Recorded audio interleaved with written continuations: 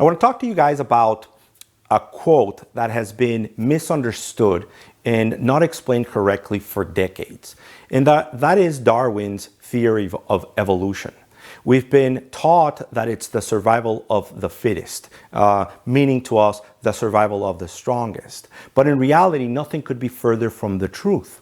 The reality and the real quote has to do with it's not the strongest that survive, but it's the most adaptable that survive.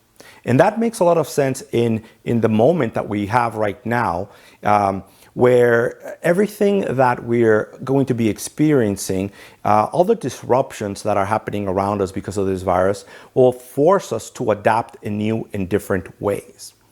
Now, what is really interesting to understand is that these disruptions have been happening throughout our history.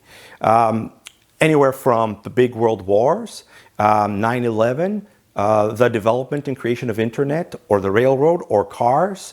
Now, in this case, the virus is going to really have an impact in how we live our lives, what will be important to us, our interactions with other humans.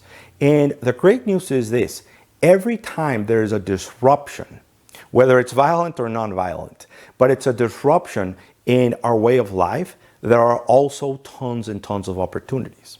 So let's go back and listen to what Darwin had to tell us, and it's the most adaptable that survive. So how are you going to adapt? How are you going to modify the ways that you do things, the ways that you think about things, the opportunities that will be posted in front of us?